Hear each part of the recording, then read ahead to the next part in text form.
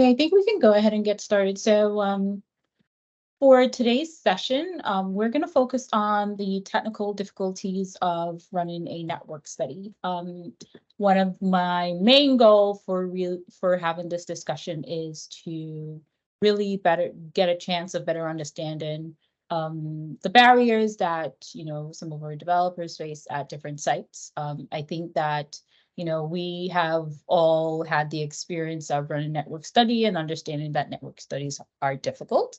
In fact, the SOS challenge was actually built out of that idea. Understanding that network studies are difficult, but one of the things that sometimes can really get overlooked are, all of the OHDSI tools that we use and the packages, and really knowing that sometimes we think that it's just pretty easy and not really realizing that there are tons of back-end work and things that needs to go on.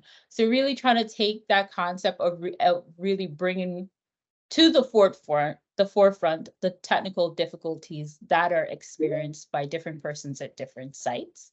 And for today's discussion, we have 3 panelists, but I really want to encourage everyone to participate. We have Mark Suchard, Patrick Ryan, and Ed Burns, who have all volunteered. Thank you guys, to give their perspective on their experience on running network studies either at their sites or in their organizations. And with that, what I want us to do is really focus on 1, the difficulties that you've experienced, and then 2, the some of the potential solutions that you think would be beneficial for us as a community to move forward with, both short-term solution as well as long-term solutions. Reason for that being is this is going to be used as a catalyst to really catalog all of these challenges, the potential solutions for a community for us to focus on moving forward. And I'm going to be keeping track of this as we go.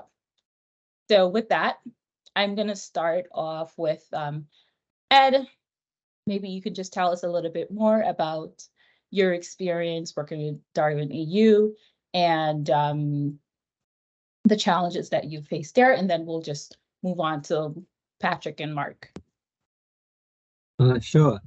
Thanks for inviting me. I suppose, like, going back way before Darwin and everything, my first experience, I guess, of a network study was actually when Patrick came over to Oxford and we did a study-a-thon on total knee replacement. And since then, I've been involved in probably, quite a few actually network studies, counting them up, both large in terms of lots of data partners and small in terms of one or two data, let's say 2 or 3, if it's going to be a network study. And more recently now I'm working in Darwin EU, where we kind of do network studies, but in kind of a more closed fashion, let's say, with a small set of data partners chosen by the EMA for a certain study, a certain specific study they have. So I didn't really prepare anything in terms of my ideas, so maybe they're not going to come out very fully formed. I suppose, like, one thing is just to recognize, like, the scale of the task is, and the ambition is extreme, I would say, in terms of like the idea of what you're doing is kind of crazy in the nice way of putting it, in terms of we're going to bring together like all these disparate research groups who are sitting on data who might not have worked together before. We're going to prepare some analytic code that works in all their environments, of which the environments are different, including different database management systems. We might not pay them to do this. They might be volunteering their time, and we're kind of hoping that it's all going to work, and when it does, it's amazing. And it is amazing, like when you see some of the things that are produced from OHDSI, but that is like a challenging system to scale. So I guess that's like one of the fundamental things, is just the scale of the task is not as small, and it's very hard to repeat. I find the success from something that might work well in one situation might then not. You might try and repeat that same process and it not work quite as well in that, for various reasons. So I guess there are both technical reasons and non-technical reasons, and probably it's actually hard to separate a lot of them.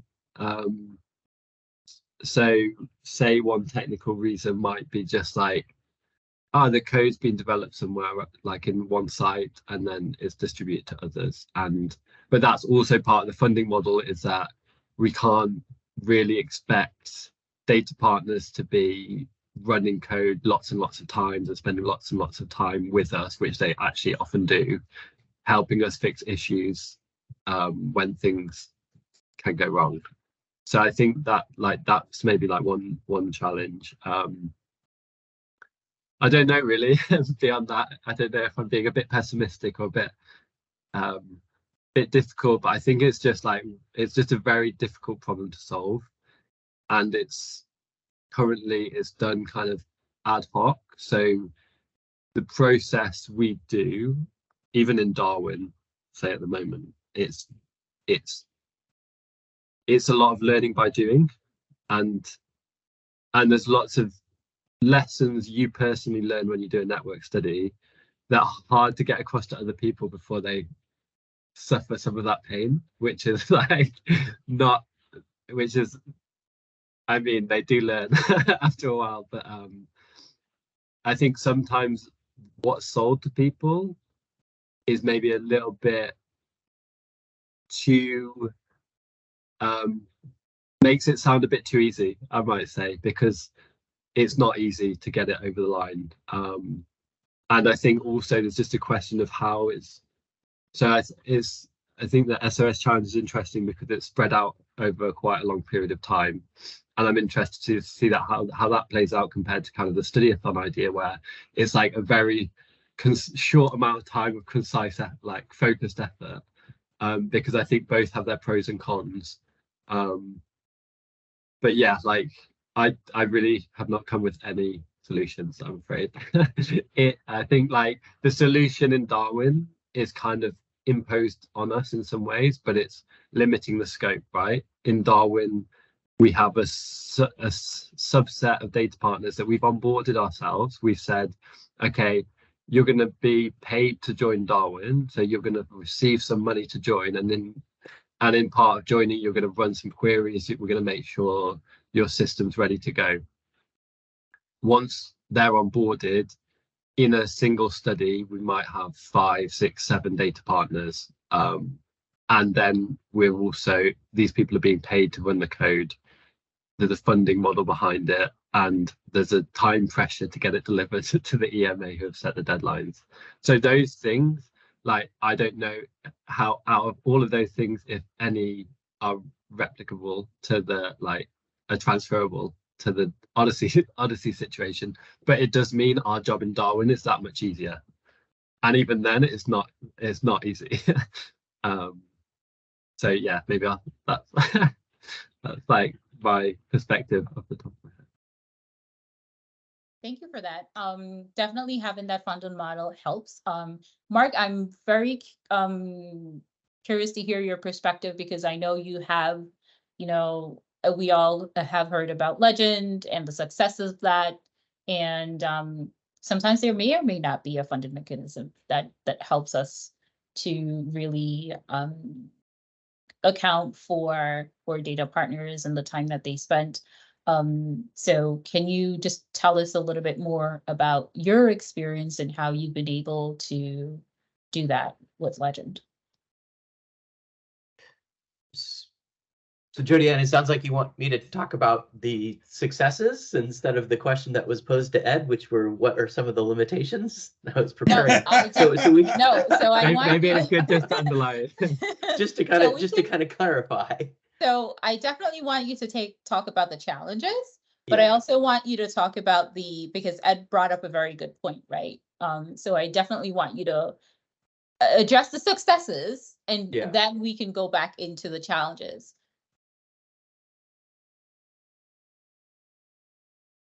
Or if you want to Yeah, no, start no, with no, the no, it's fine. challenges, that's fine too, for you to I mean, wrap even your to head talk, around. even, yeah. I mean, I've been involved in a number of network studies.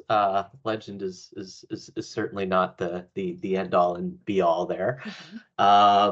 You know, across the network, and some of the largest successes have unfortunately arisen when there is tight coordination amongst the participating data sources. So we do have individuals in the community who are very experienced and have access to multiple data sources within a single kind of execution environment. So these are both highly, you know, kind of skilled, and we'll come back to kind of the person's skill problem in a single environment, and we'll come back to the standardization issue there. And that has, you know, made executing across multiple, you know, data sources and populations, you know, quite smooth. You know, a good example is Legend Hypertension, where, you know, to be very honest, all of the data sources initially were in a single environment. And so the transportability difficulty that we have in doing large scale analytics was forcibly solved by having a uniform, you know, a uniform structure. It's kind of both those limitation in personnel in terms of skill set and resource and time, and limitations in kind of transportability that I think have been limiting the amount of, you know, true network research that we can do across this community. I think moving from Legend Hypertension to Legend Diabetes reflects those challenges. So I'll start with the infrastructure challenges, because they're kind of the easiest, right? I mean, it's easy to deal with hardware. It's hard to deal with people and governance and you know, and competing aims. The community was pre-founded by, you know, I would say two individuals, Patrick and Christian, and I don't know which one, had a really great idea that we need a common data model. And so it was that commonness that, and the theme of that commonness that allowed very early successes in the community, which was a limited number of individuals at that time, to do cross data source research. Research. We have, for very good reasons and successful reasons, kind of promoted that idea of a standard data model across all of our data partners of our much larger community now. And that has, you know, kind of huge potential in kind of the transportability of our analytics for doing network type research. But it's not enough, or at least I don't believe it's enough to really make sure that what we're doing is transportable from one community member to another. Although all of our data sources have been ETL'd to the common data model, almost everything gets executed on different hardware using a different set of software, and different people, but we'll get to the people issues. And it is extraordinarily difficult to deliver robust analytic tools that that can deal with that type of heterogeneity. One approach that Darwin has taken was, well, we're going to standardize across database server. I'm not going to make any comments about the choice of database server made, but there was, a choice to standardize across database server. So I am interested in hearing from Ed. I know it's very early, kind of, what have been kind of the successes and the challenges across that standardization.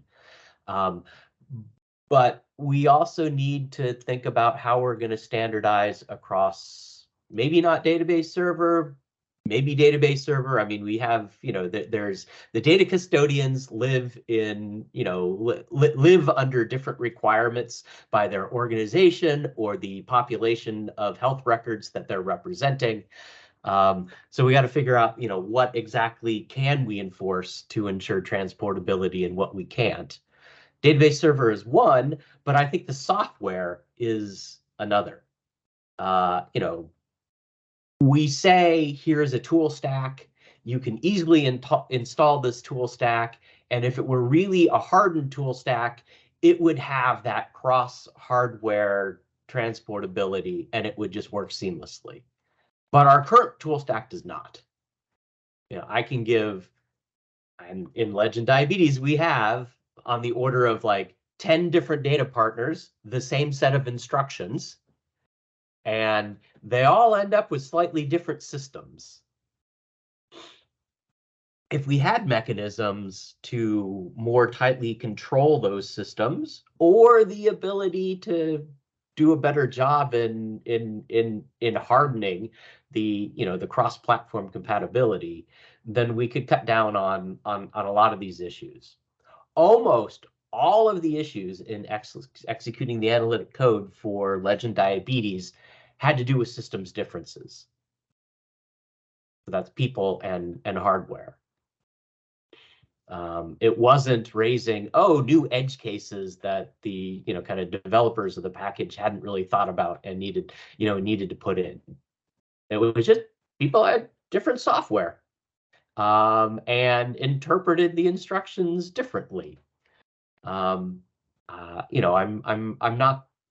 I mean, there are ways of delivering more reliability, such as through containerization. I don't know if the modularization that we've been taking through Strategist is going to be a solution, because it still depends on the same differences in software that are going to arise. It's just kind of a cleaner way of doing what we're currently doing, which isn't really which isn't ensuring, isn't providing the cross-platform equivalence that we really need. The harder difference are the different skill sets that individuals engaged in network research, at least within the community, come with. When it comes to running a network study, and I've been involved in a number, I've run a number, many of the outside data partners who engage themselves, don't come with great informatics skills and don't come with much clinical interest. So we don't have a good way of kind of partnering people together, because a number of the questions come up could vary in terms of execution and participation, could easily be answered by someone with some clinical knowledge of the problem that's going on.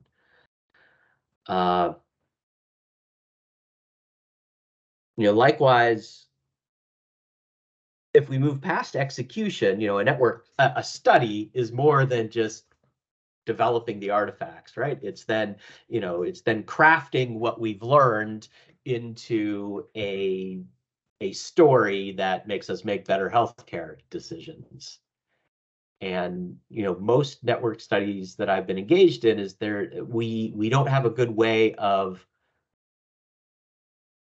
bringing in more partners in that story crafting exercise. And I don't know what the limitation there is. Something I've tried in Legend Diabetes. Here we have, there's a very large result result set sitting out there, right? Which I say because I'm from the other side where network studies now are easy. Come on, you just have to do this. But it's getting past that point that those interested in doing the writing aren't the individuals coming in with the analytic skills to think about how to handle artifacts this large. What to do with them. I might say, hey, well, here's the data model for all of our results across the whole network. Here's the access to the database. Go write a paper. That doesn't move forward. So how do we train up that type of process? I don't have good ideas yet. Right now I'm just trying to whip. that's not working so well. I'm not one to try the carrot, so I'm not going to do that. So it's like, what do we do when we move past those two choices? There's great educational opportunity in terms of people who would feel comfortable both making things run and telling good clinical stories. So with that, I am interested, Ed, to hearing, it's very early. What's been one advantage and one disadvantage of saying, everybody, you're going to be on Postgres? Sorry, not to name servers. You're going to be on a database server. I did try to do that, but I was unsuccessful, unfortunately. Okay. So that was a drawback. But yeah, we do have a smaller set of supported databases, but there is more than one. And there was actually in one of the studies, one of the groups got onboarded and had in a different database management system and said they were going to change, and we got to study time and they hadn't. So, but the benefit for us was that we can say, oh, you need to do the study and get paid, and then they did. So that did make things, for sure, it made things easier. Even if you sacrifice a bit of time for code running, the amount of time it's saved in terms of human time to fix a possible issue, I think would far outweigh that. However, in terms of Odyssey, I don't think that's I imagine it's not possible to consolidate everyone around one database management system if that's not possible in Darwin. But I think that I feel like almost my job now in Darwin especially is trying to limit scope. Because you have the iron triangle in project management, right? Scope, time, resources. Time and resources are fixed in Darwin. Scope is the one where it can grow, and almost my job is to try and limit it however possible, because that kind of creep in the scope and the ambition is great, for sure it's great, but to get things done, to get studies delivered for the hard deadlines we get given, there has to be a limit in what we try and do, and that limit is just naturally less than I think the ambitions of Odyssey, which is fair enough, but that's kind of my perspective of how to get things that we need to get done. So for me at least, I think it has helped trying, let's say, to limit variability. But we at the moment we still have the same problems in terms of okay, we can do, even if you've got the same database management system, you can be worlds apart in terms of how it's been set up and how how your environment's working, who's running it, and so on. And those things all still matter. I think one of the things you mentioned, Mark, is just the relationships, and that is also something very different in Darwin, where because it's a smaller set of databases we interact with, we just naturally have closer relationships with them, and you know the people, and it's that you start interacting with the same people study by study, and that I think also makes a huge difference in that if every time you do a network study you interact with different people, even if they're great, there's still time to start speaking the same language. Like you're coming from different domains, and like the same words mean different things to different people, and something that might be very obvious to one person is not obvious at all to the other.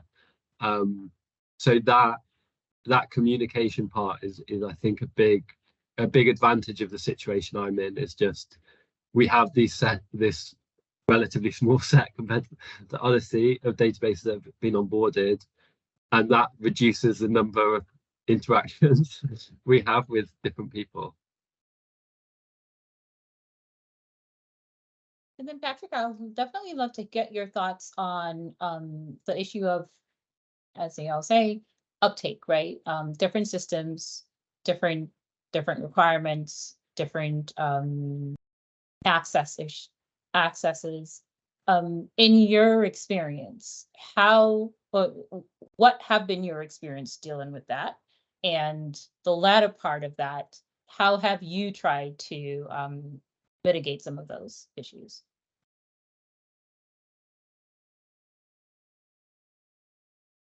Yeah, so I do want to answer your question, Jody. I'm going to take it in a little bit tangential route to try to describe where I'd like for us to go, and try to maybe solicit Ed and Mark and others in the group to tell me why I'm failing, because I think that the mantra of network studies is hard is certainly true.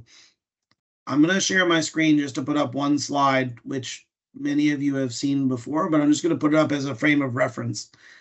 And I appreciated Ed's comments there, because I think that there's like what are we actually trying to do, which is like ambitious and laudable, and then like what's the current reality of what we're actually doing, which is quite different.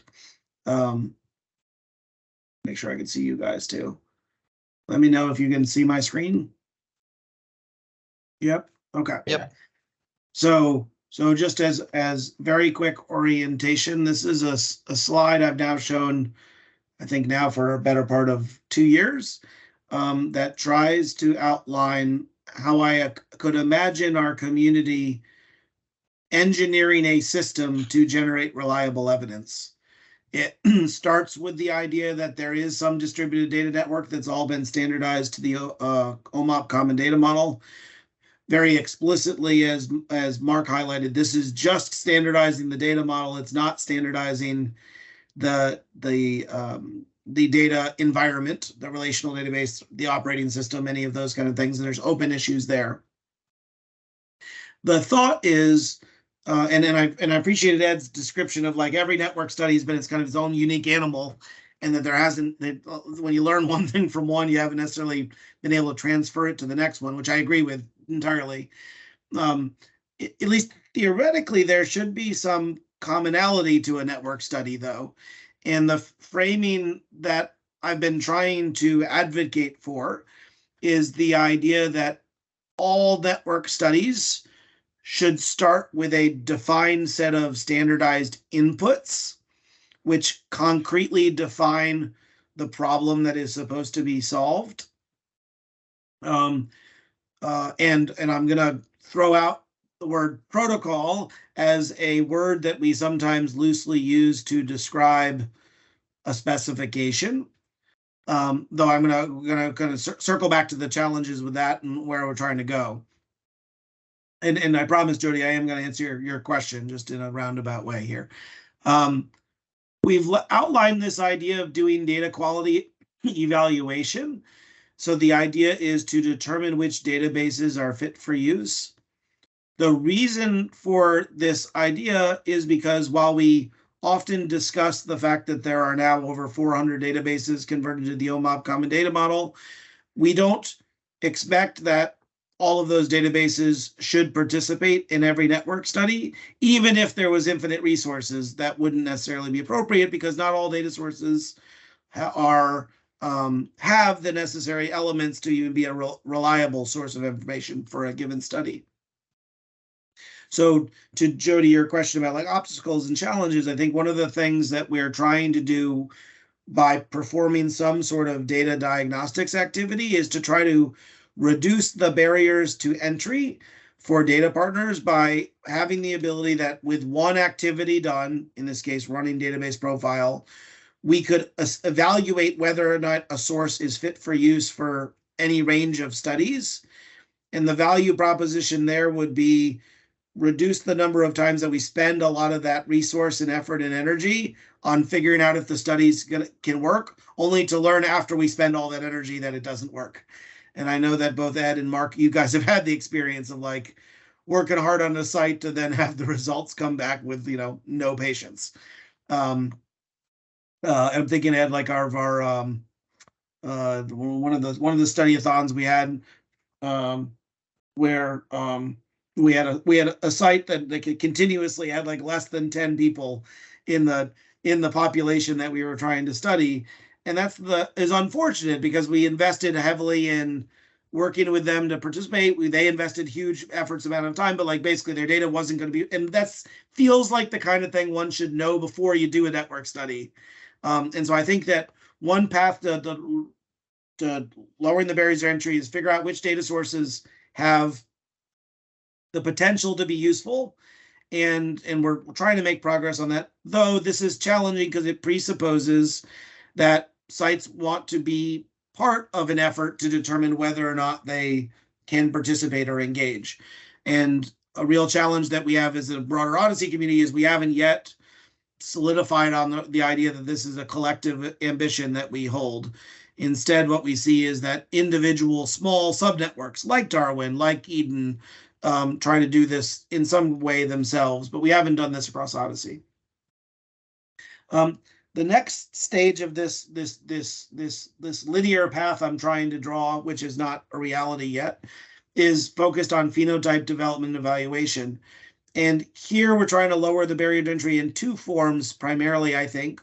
One is to try to make sure that we align on the clinical idea that we're going after and follow a consistent phenotype development evaluation process. We got Jacob on the line here. He's just submitted a paper to get a trip to Italy to talk about some of that process. So I fully support travel in Italy. That's good. We're trying to develop a process that can be kind of consistent across the board here, which right now what I observe in the current world, like at large, like if you don't do phenotype development up front, you get yourself in a world of hurt of lots and lots and lots of iterations, because you haven't agreed to the clinical idea, you haven't agreed to the thing, and you can start doing a heck of a lot of p-hacking around there. And so in theory, I'd like to see that happen. The current reality is we don't have a mature library with a whole bunch of phenotypes done. We don't have a process that we agreed to. Ed's team's gone off and built their own way to do code set generation because for whatever reason, the solutions that OHDSI has doesn't work. So everybody's still doing this process in different ways, even though it seems like there's an opportunity to try to harmonize on that, but we aren't there yet. But if we had the databases fit for use, and if we had phenotypes done, then we get into our like analysis stack. And as Mark was highlighting, you know, we've done good progress on some of the Hades packages to try to make this better, but it's still very hard. Not necessarily to, I think we've hardened things like figuring out crazy edge cases for running, you know, large scale regressions and whatnot, but issues about incompatibility across systems and stuff, that's all very, very real. The last step is if a study with fit for use data with appropriate phenotypes runs all the way end to end, we generate results, and then we want to be able to explore the results in some sort of standardized way. Now, the reason I'm going through this picture and why I think about this is I remain 100% convinced that this slide is correct, that this is what we should be doing, that this is what we should be aspiring to. We should identify databases that are fit for use. We should pre-specify our phenotypes. We should conduct appropriate analysis and verify they're correct. And we should only look at answers that we can prove to ourselves and to others are trustworthy. I believe that this process is absolutely correct in what we should do in network studies. Yet, to Jody's question, like the reality of like the challenges we've got is no study looks like this. And we're trying it right now with the Sisyphus challenge, but there's multiple challenges that we're actually experiencing right now, only 4 weeks into it. The first is that, and I'll key off of one of the comments Mark made. There's a disconnect between the individuals engaged in the network study, in terms of who they are, what they know, what their skill sets they come with, and how they can contribute. And that's resulted in this situation where no one individual is keeping track of all of the pieces together. And I think Ed made the comment about tight coordination as something that we want to be able to do. We don't really have tight coordination that's going on across these steps. So that's resulted in a desire to vaguely understand the idea up front without being able to make all the final decisions ahead of time. It's resulted in, for example, a draft protocol that isn't final because there is open questions and uncertainties that can only be resolved once some of these steps go through the pipeline. We've also run into a situation where, since all databases aren't lined up at the starting line at the exact same time, we're constantly chasing getting databases to participate at the same time that we're trying to run the network study. That only becomes worse as things go on, not better. Mark's experiencing with Legend type 2 diabetes that we're delighted when a new database decides to contribute results after we've already done our meta-analysis across all the existing results. And so while you're excited to have new results, it actually can cause problems logistically. We're experiencing challenges of not being able to get reconciled clinical ideas that can be implemented. So even though we have tools that can run in some environments, we don't necessarily have shared consensus about what should be done when and how it should be done. We're not actually running the analysis yet in the Sisyphus challenge, but I already fully anticipate that this picture that I'm drawing that is following a linear series of steps is going to require iterations. Iterations aren't a bad thing if they're principled and built into a process, but they are a bad thing if they're because of issues like you didn't anticipate systems problems or you didn't think through the problem carefully enough. And what I'm worried about in terms of where we're at with network studies right now is that we've got a lot of technology that's in flight, but we also haven't actually established the socio-political / governance processes that the technology is supposed to support. So we've got technology that isn't necessarily aligned with governance, and we're trying to figure out both at the same time. From a technical perspective, you mentioned, Mark, I'm just looking at my notes here. You mentioned that, Strategist isn't solving the environmental problems. We're still going to have problems with code not running in different environments, which I totally agree with. The main thing that I am excited about with what we're trying to do with Strategists is purely the idea that we create standardized inputs at the start of the process. And so we can write a JSON specification that says do all the following things and standardize outputs. And the reason why I'm excited about that purely is because at least that puts a contract in place, an interface that we can work on the steps in between the journey. But what I don't really know is how to actually, between those steps, harden the process. And the one thing that wasn't mentioned, where I thought you were going to go, Mark, but you didn't mention it, and so I'll just throw it out there, is I do think one role we can have as an OHDSI Central Coordinating Center at Columbia is provide the test environments, whatever is the environments that we legitimately say we support, to enable code written, a study package, to be able to be executed across some set of environments and verified to work. And right now, I think we do that with our Git actions with Hades packages individually, but we don't necessarily do that fully or completely. And we certainly don't do it when it comes to like a study package. But I think we could probably develop habits and processes that would allow for some testing in some collection of canonical environments. And I know, Ed, you were working on like we could even have a benchmark study. That would be like the study we would run on different environments just to verify that like all the bits and pieces like work end to end. I think that those are some steps that we could do to lower the barriers to entry. But I also don't feel like I'm coming with any concrete solutions to the reality that the crazy aspiration that Ed you highlighted at the start is still true, and we keep doing studies and we keep making really good progress. But I feel like the burden of running a network study hasn't actually reduced at the same level as the enthusiasm for doing them, which is growing exponentially. You know, the desire for the value in the evidence that EMA and FDA and other large stakeholders are asking for, but we haven't kept pace with the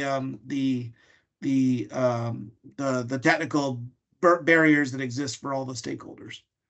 So I guess not the take over, but I guess one question is just like, are network studies getting easier? Like, what is the trajectory? Is it are the network studies we do today easier than the ones we did 5 years ago? And personally, like, I would say they're not any easier.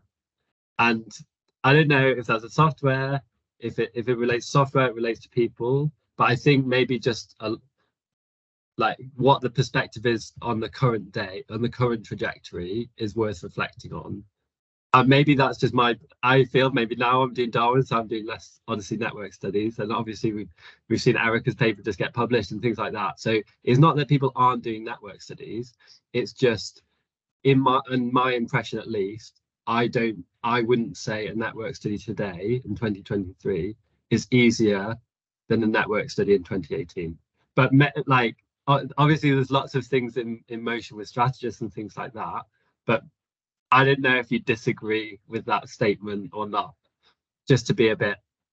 Yeah, so I think I probably would generally agree with you, Ed. I think what's happened is our ambitions for what happens in a study has grown, but so meaning like lots more databases. Like that first study-a-thon you did, I think we actually end up with like, I think that paper has 2 databases, right? Like it was like my Optum data and like Thin or something like that, right? Yeah. And it was 1T, 1C, 1O. We did 1 estimation study, 1 prediction study on 2 databases. We got some results. Whereas, you know, Erica's study's got 26 databases, you know, a raft of results and what have you. So I think the ambition within a network study has grown. But yeah, like I certainly would not disagree with like the notion like it hasn't gotten the order of magnitude complexity hasn't corresponded with an order of magnitude simplicity in running it. It's still hard.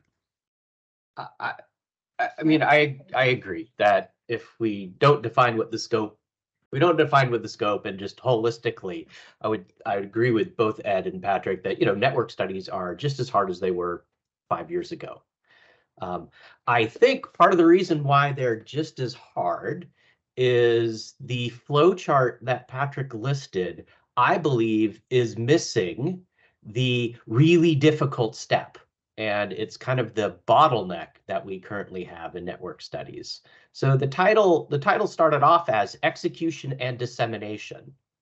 And it discusses a very great pipeline for execution. And we have spent a large amount of our resources in the community, intellectually, in terms of time, in putting together the technology for that execution. Many network studies that I've been involved in, the real rate limiting part is not the execution. It's the dissemination part. So that flow chart kind of ended with, and we provide a shiny app with all the results. But I think our flow charts need to end with, and we provided action, you know, something that's going to allow individuals to make better choices for their healthcare provision. That comes in a number of different forms. just for sake of argument, I'm going to say that form is an academic paper. I understand that's not the only deliverable, but you could translate academic paper into, important presentations at large societies, actionable information for regulatory organizations, etc.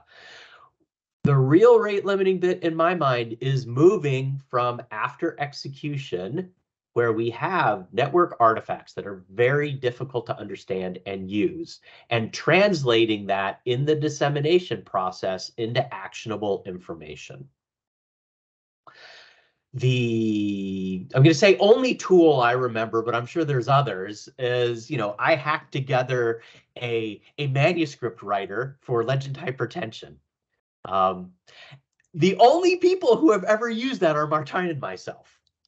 Right, so that's, either we're not discussing the important bits of the tool stack that we could be using to increase flux through the whole thing, or our tools aren't there yet, or our training isn't there yet, or our membership aren't quite the right members yet to perform that last step. Patrick, I'm sorry, I know your slide is going to get way too busy if you add a fourth box on there, but I would really appreciate if somehow we could also focus on the after the technology we've been working on, that final dissemination to better decisions. Yeah. So I'm sorry, Ed, I just want to jump in. So I agree with you, Mark, that part's hard, but I would actually assert that all of the stuff before that hasn't gotten better either. But I don't think it's the rate limiting part. Meaning you're comfortable with the current state of the first part and just uncomfortable with the last part.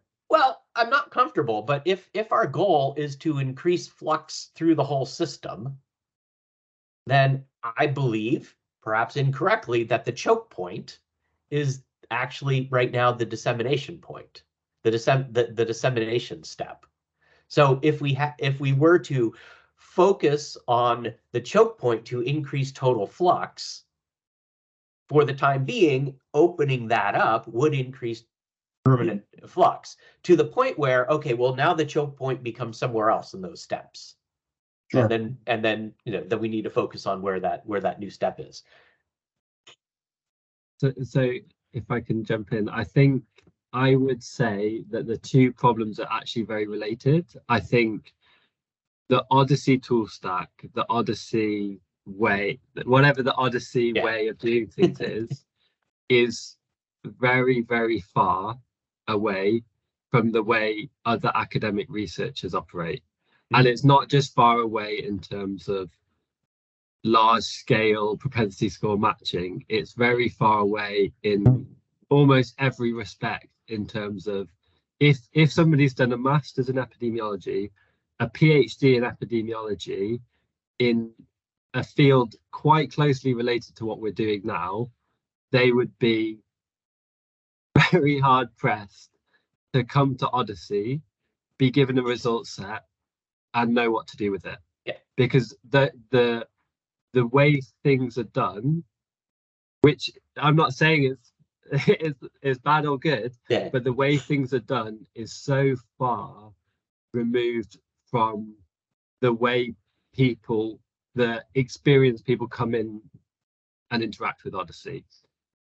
A network study at the moment, I would say, is nothing like if I went somewhere to another department in Oxford, saw somebody doing epidemiology and said, well, this is now possible in 2 data. You've now got your results in 2 databases. Here they are.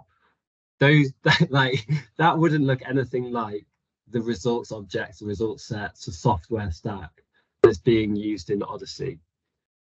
Something like Strategist, I think, actually goes another step away from what people are used to. So if you said, well, I've generated the results, here's the code, that code would not look to somebody with an epidemiology background like interpretable. That's not to say that it's not a better system than what they do.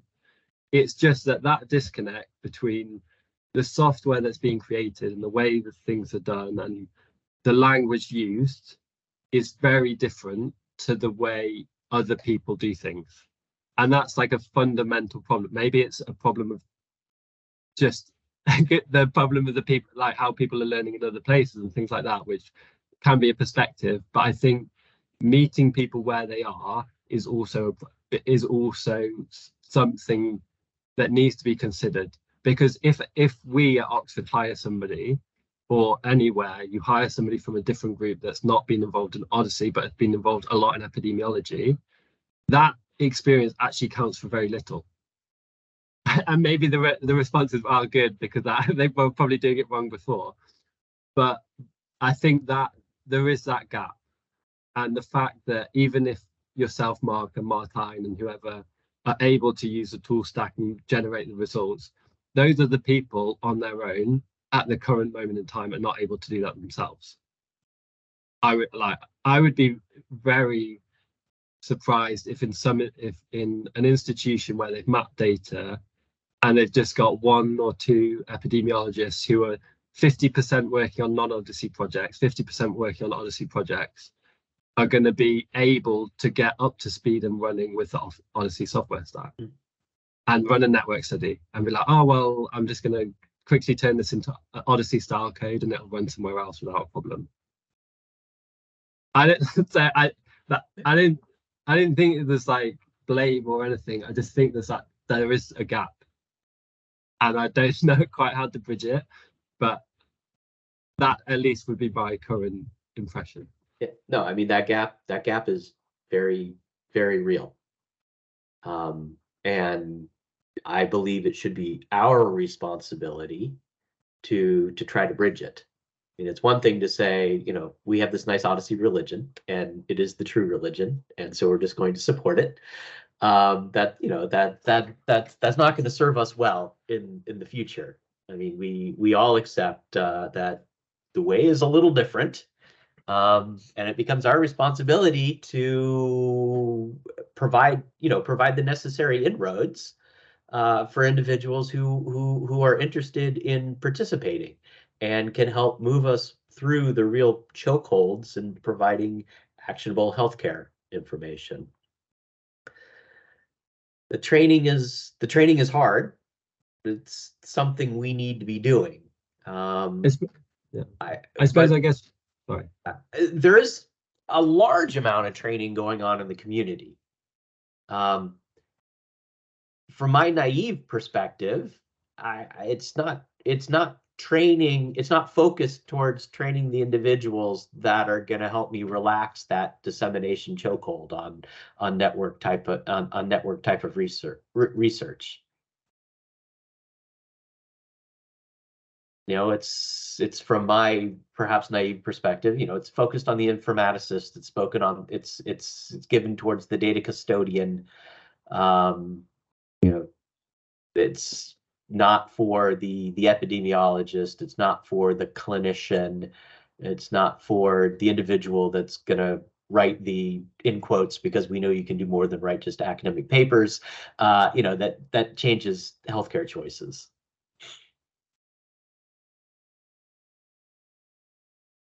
So Mark, what I'm hearing you say is that there's a heavy focus on the technology, the data pieces, but less focus on the someone like myself, for example, who's not a developer, who may want to be very hands-on, engaged, yeah, and engaged with OHDSI and produce some of those outputs that you talk about for dissemination wise. You're saying that we need to also work on that.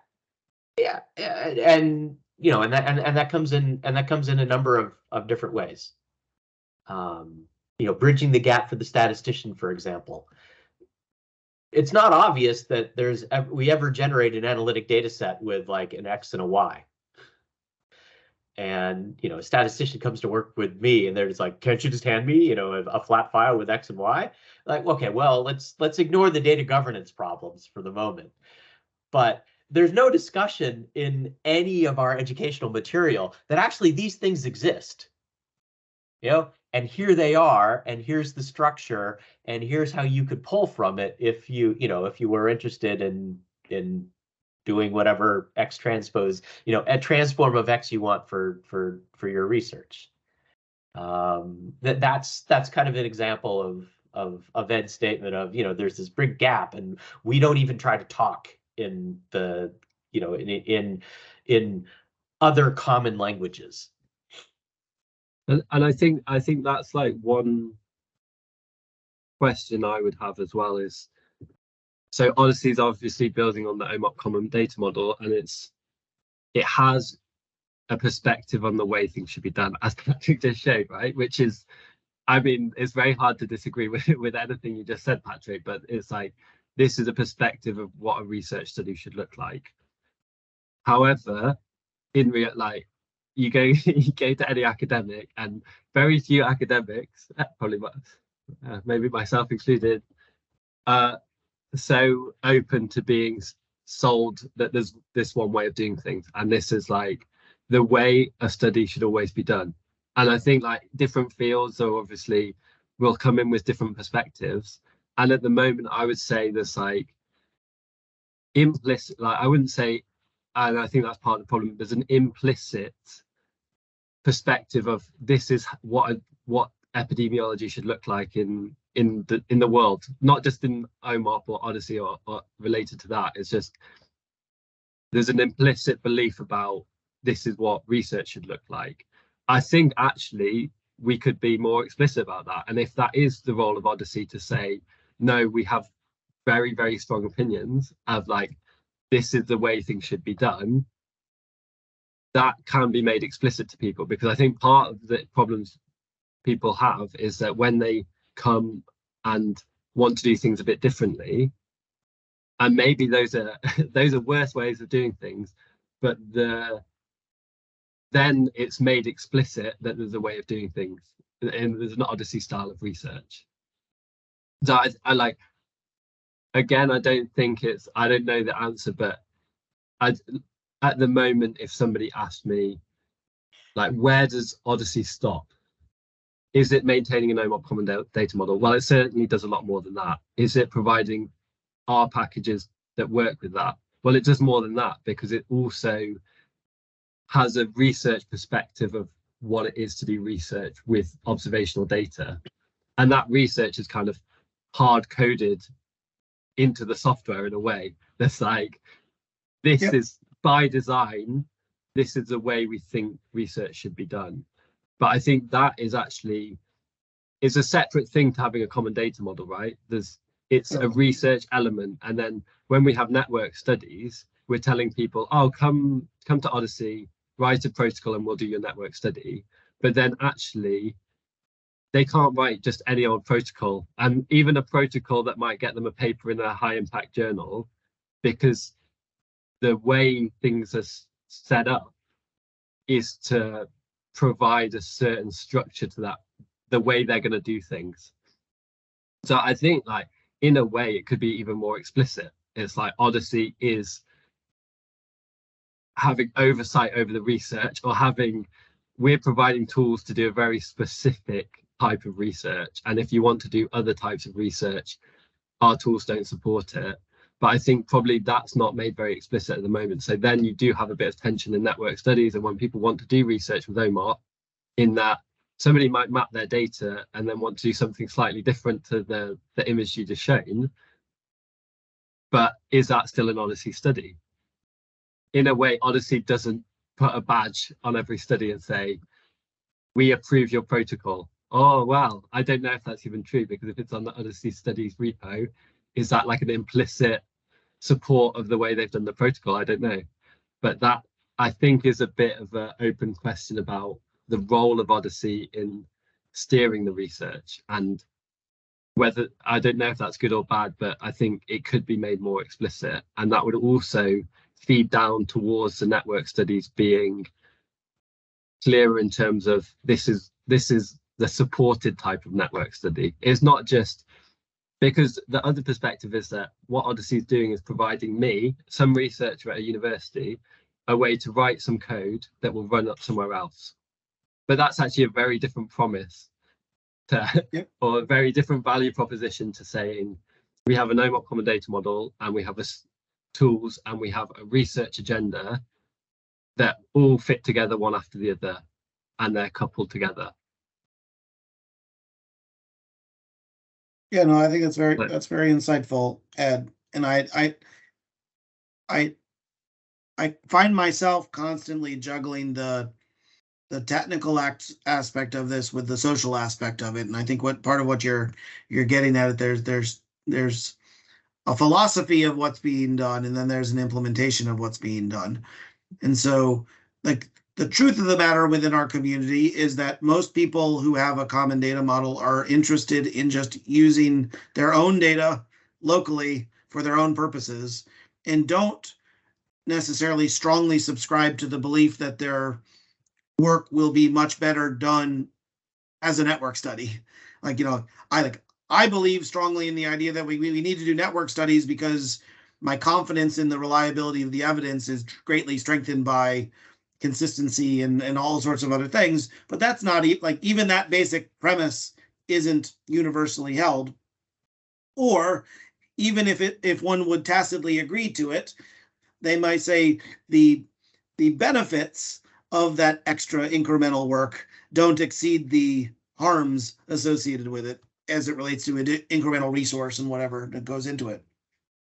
To my awareness, I don't think that we're actually arguing. I liked how you were framing it about, like, most people don't, or the OHDSI doing network studies is very unfamiliar to most people with traditional education and training in the associated disciplines. I don't necessarily know that there is an alternative way to do network studies. I think instead it's just that, like, research is done not in network studies. And now there's this new emerging field of network studies, of which the entire world is really trying to figure out how to do this. Like, to my knowledge, there isn't a consensus approach that's being educated anywhere about how to do a network study through any of the various groups. Everybody's kind of cobbling it together themselves. But I do think that what you started, like, let me back up.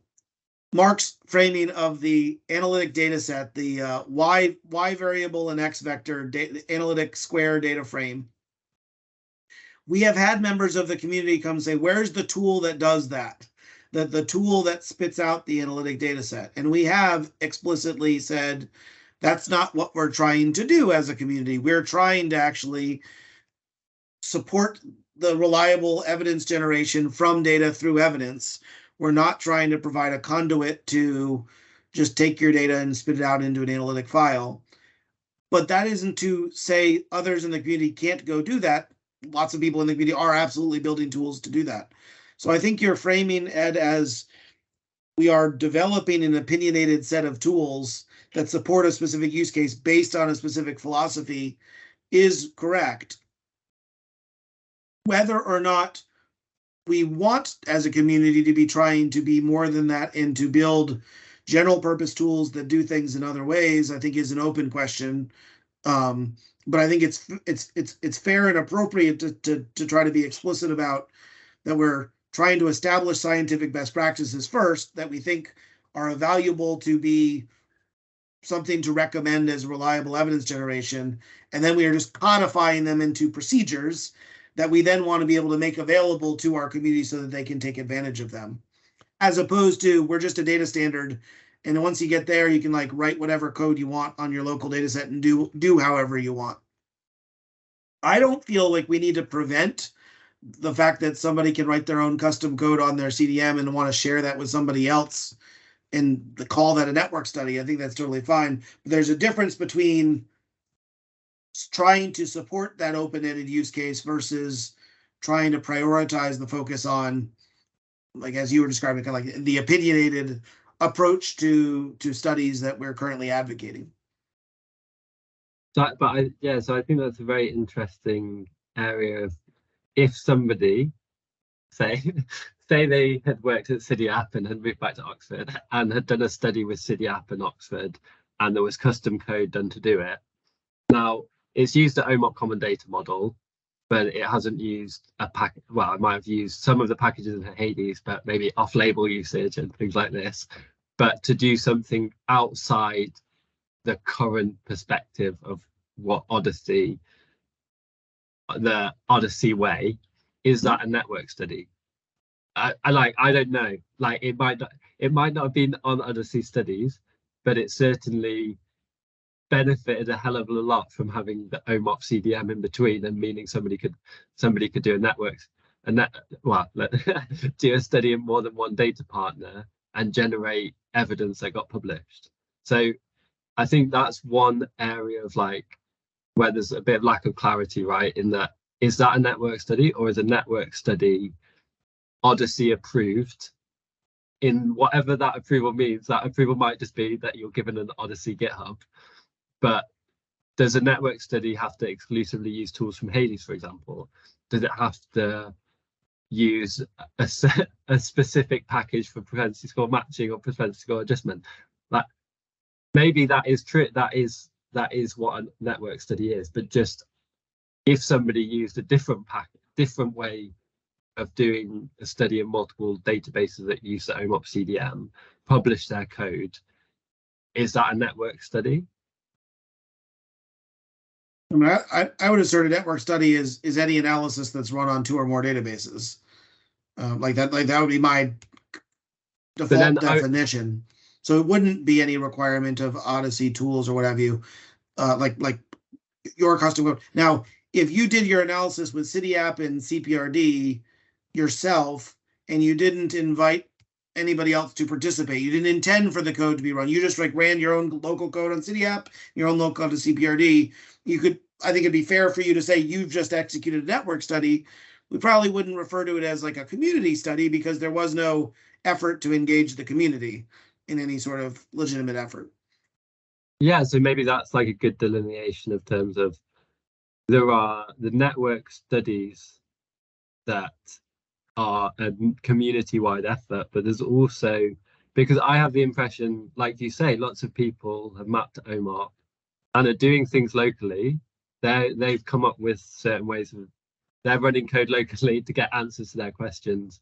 And I don't think at the moment they would think about trying to run that somewhere else, even if, and call that kind of a network study, because it's not really the OHDSI style, right?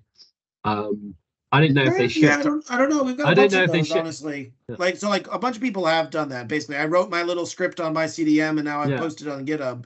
So we got a good number of those. I mean, even like we've got people that are even doing things like, I just used whatever Atlas, and here's like the JSON to import into your Atlas, and that's the study. Like they're like just doing that. So I mean, from a community perspective, I want us to celebrate scientific advances to generate reliable evidence.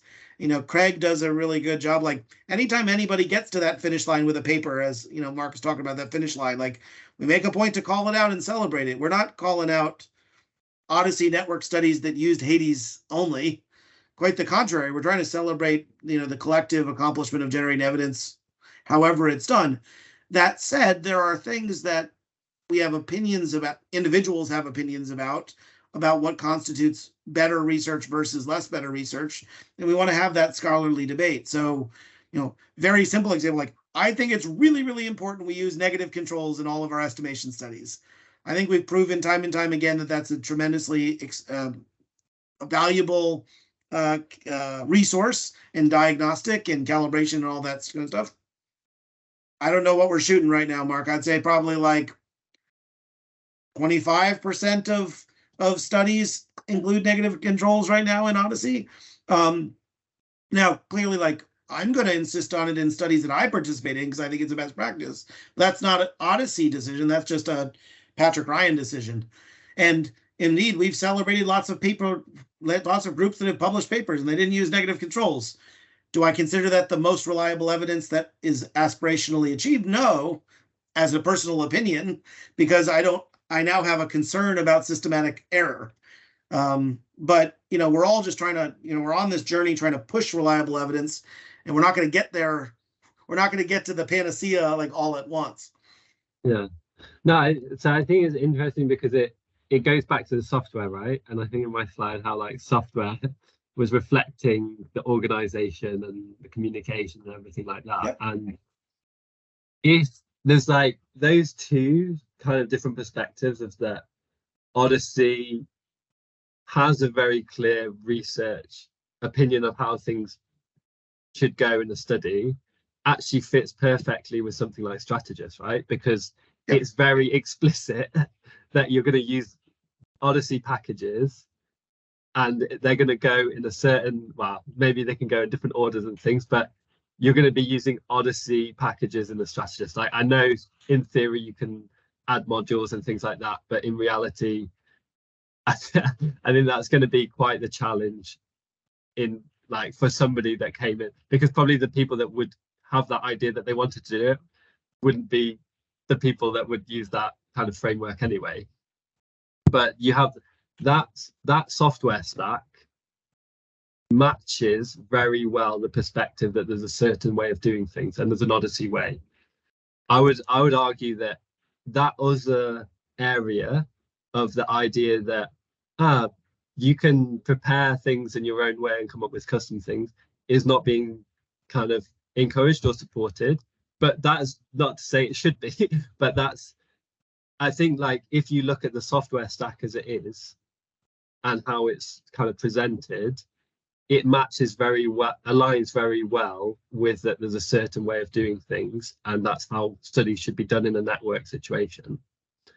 I think if the perspective was more, okay, there's all these researchers in the world that map data to OMOP, and we just want to get them doing things, get the epidemiologist that's done their PhD, that's a PhD student at this data partner that wants to work on their PhD but do it in more than one database, the tool stack might look different, in my opinion, because I think it would be less focused on the series of steps that need to run one after the other, and more focused on making sure that there's small components that are easy to use and easy to work with other things other people have made outside of Odyssey for other aspects.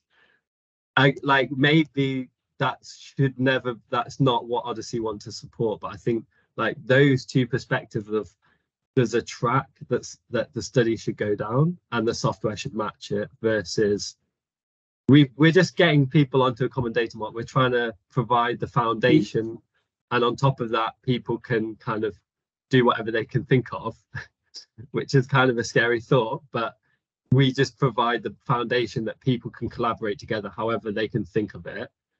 The two ways of what the software might look like at the end might be very different. I don't know that it's a choice, and maybe that's a bit unfair. I think you're very much onto it in that if we're going to develop standardized tools, the standardized tools are going to be in some way prescriptive of something, right? They're going to define what the inputs are, and they're going to define what the outputs, whatever it is, whatever function package we were doing. Like there's some prescription that's going on. When we talk about network studies, I think there are two paths to doing a network study. You're either following a standardized path, which has some defined inputs and some defined outputs, or you're doing something custom, which by its definition isn't expected to be general purpose and have user input. Like, a custom script that just runs through whatever steps, however you want to do it, is a valid way to do a network study. You won't reuse it for anything again, but it's perfectly fine to get the job done for the one study. A lot of what we've been talking about now, I think implicitly we've been talking a lot like the R packages, but I think it's even more direct if we think about like user interfaces, right? So there is no customization on a user interface. Like a user interface gives you defined sets of choices that produces some defined output. And many criticize Atlas, inclusive of myself, for like Atlas interface is pretty complicated because it provides lots of choices. And some of the commercial proprietary offerings that are available that run studies locally have much cleaner user interfaces, because what they do is they remove choices. They make it so that you only actually have like 3 or 4 choices. And that's highly desirable from the perspective of like make it easy to use. But that making it easy to use comes with the adverse consequence of restricting customization. And so I think right now in the OHDSI ecosystem, I feel like we actually have 3 stacks, and each point is a point of tension.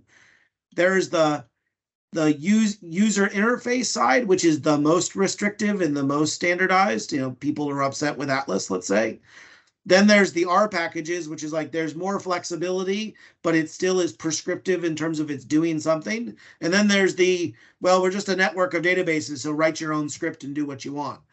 And I think that there's tensions at each of those bleeding off points, like from an understandable perspective.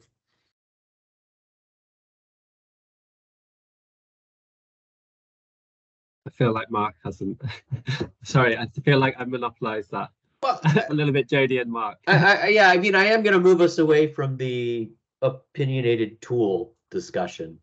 The reason I'm going to move away is, the tools that I believe I've helped develop in OHDSI are try to be as unopinionated as possible.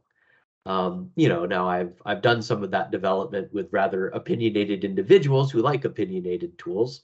So there is a bit of balance. But I don't think that whether or not the tools are extraordinarily opinionated or not is not the current challenge that the community is having. I mean, it's certainly that perspective of that has difficulties in terms of, making the community larger. But I currently believe the community is much larger than the actual network study productivity that we're currently having. Right. So if my goal is to maximize network studies, I'm going to first work on, we currently have more people than we need to get through this research pipeline, not necessarily the opinionated pipeline. So it's, how do we provide different individuals in our community with the education that they need to push us through these last couple of hurdles in network research. And to your point too, Mark, I think OHDSI in general, right? We play more of an encouraging role, right, of ways to conduct network studies, but we are not heavy-handed about whether well, I mean, some are, and I hate to speak of OHDSI, in general, but that's okay. That doesn't. But I think a point though is if you do have an opinionated way to generate the evidence, you have to first convince the person writing the paper that you're giving the results to that opinionated way was the correct way.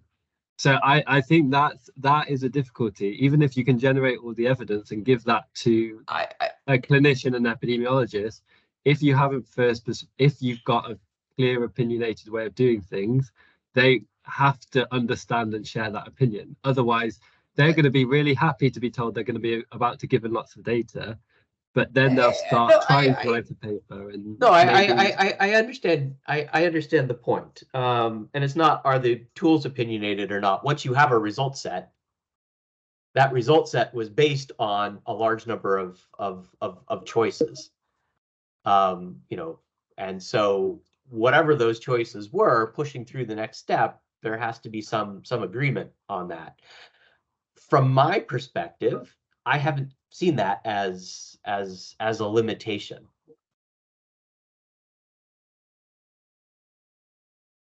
But maybe what would you say is the main limitation then, when it's a technical skill when you give somebody a result set, or what is that the common limitation that you would experience, I guess?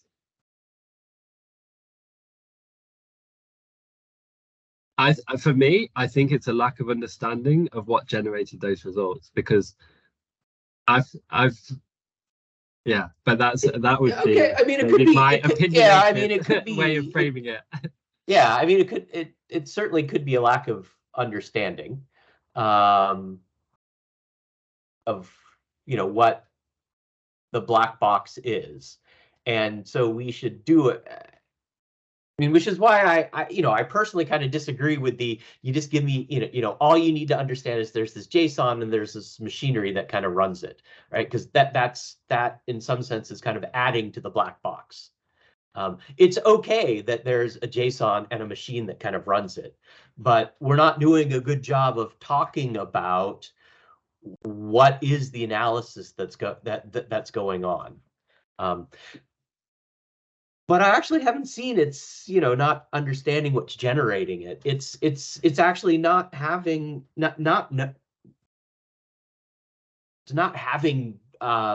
basic quantitative skills. For example, not knowing how to access a SQL database is where is where all of your results might be sitting, instead of just a Word file that somebody sent to me. I think it's that type of basic, there are different types of literacy, right? So basic doesn't mean everyone should have it, but basic, at least for the OHDSI community, kind of, literacy, or at least literacy that you'll need to handle things at large scale.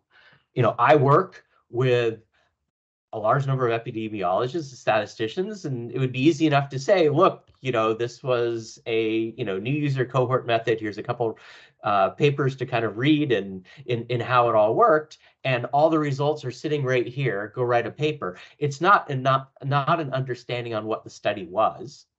It's just a discomfort on the fact that it doesn't fit in my Excel file.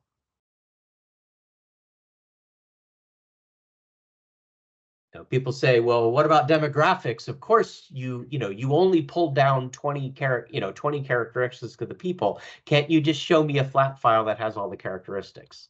I'm like, well, that certainly exists. You decide what characteristics you want, and it's straightforward to write a tool that will pull that all down for you. There's a disconnect there. And what I want to pose to everyone, including those who are observant, is with that disconnect that Mark just described, I just want us to pause here for a second and think about how would we then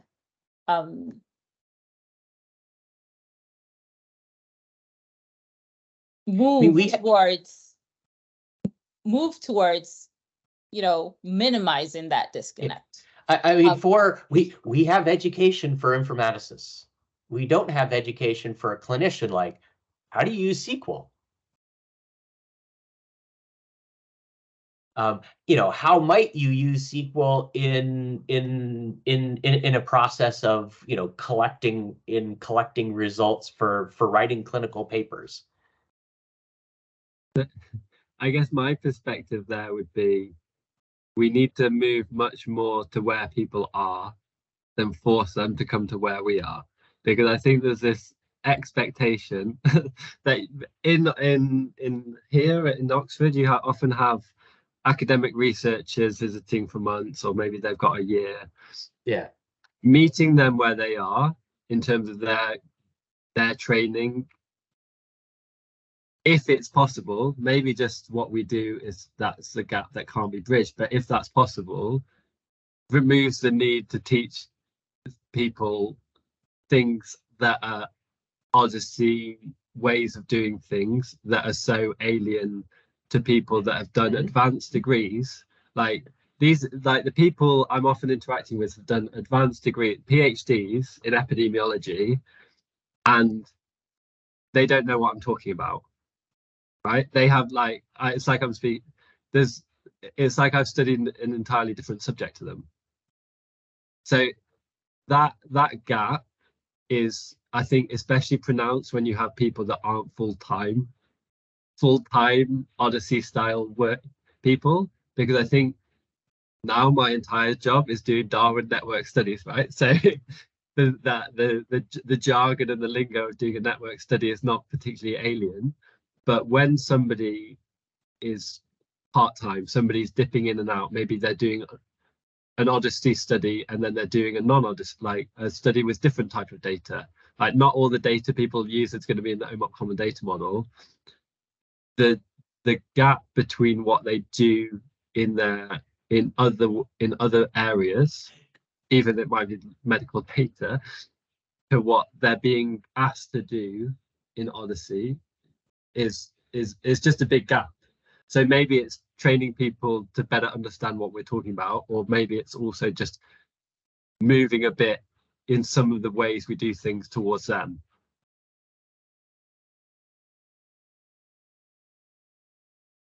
Patrick, any additional thoughts? I see you made a face. Well, I was gonna ask like both of you. Let's ignore OHDSI for a second. And I don't really even know of a good example of when we even say network study. So let's even ignore network study. Let's just talk about an observational database study of some sort. And Ed, since you mentioned like your friends at Oxford, let's say somebody not in Danny's lab, but on campus somewhere doing an observational study.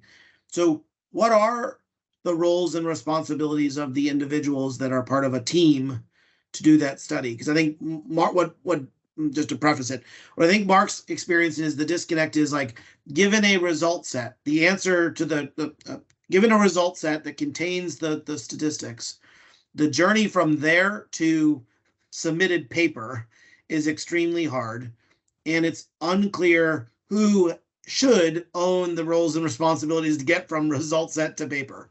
So like on a normal observational database study on Oxford campus, what would the normal team look like, and who would be doing what tasks? Yeah, so I've seen a clinical researcher say they're either doing their PhD or they've got a year working, not with my group, but in a building around. They themselves may well have access to a data set. It might be a large data set. It might be UK hospital data. So it's not a small data set, but it's not humongous. And they will prepare an analysis to look at complications following, let's say, hip replacement. And they'll work on the analysis. Maybe they'll also collaborate with a statistician. They'll probably have their advisors, but that person is learning to use software, probably Stata, or it might be R, and they'll be working with that data they have access to and creating, after some amount of months of probably they've learned a bit by trial and error, they've got to the stage where they've run their analysis and they've got the 45-day risk of 5 events following joint replacement, let's say. So that person then, that training that they've just done is not particularly useful for maybe a network study, but that is how they've just written a paper. So in my mind, it would be nice if I could go and tell them, well, what you've just done, you could, with 1.5 times effort, replicate in another database you don't have access to, but collaborating with somebody. But I don't think it is 1.5 times effort to do that. It's probably 20 times, because it's a whole different way of doing things. So maybe the way, that customized way that they went about doing their analysis, and to underline, they've never heard the word JSON until I've said it to them. Like, that's the first time anybody that they've ever heard the word JSON is when they come and I start talking to them.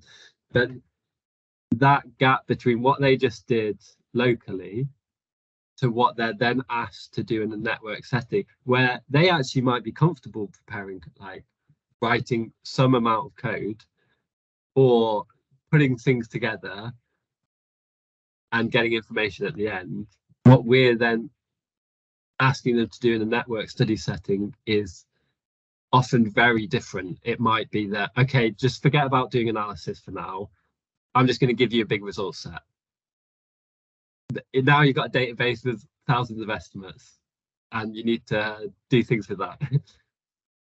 So yeah, that's maybe the contrast I see in terms of those two worlds. And maybe it's just like they're actually two different fields. So why would you expect that you could transfer one to the other? or the other perspective is that to do network studies is surrounded by lots of practices that are very unfamiliar to the outside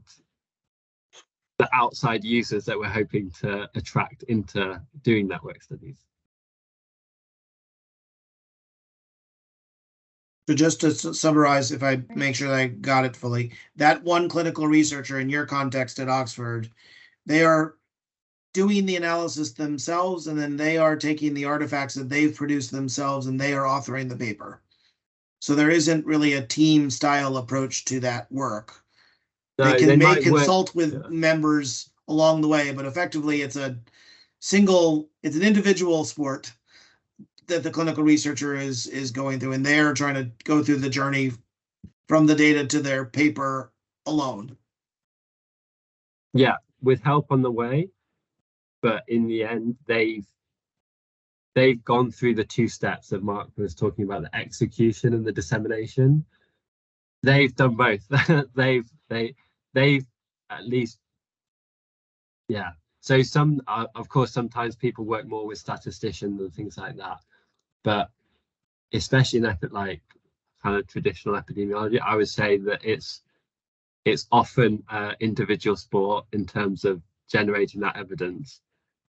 Often though, there would be a team of people that have a lot of impact at the protocol stage and have a lot of impact at the end stage of having feedback on the protocol and having feedback on the results and how to interpret them and how to write a manuscript. That actually, in general, getting from the protocol to the manuscript is kind of it falls on them to do the body of the work. Yeah, I want to remind us of the time, but I think that's an important point here that both of you have touched on, is that part of what's going on in our community in terms of network studies is they really are team science, and that's opposed, not meaning wrong, but different from a more typical approach for this type of research. Yep.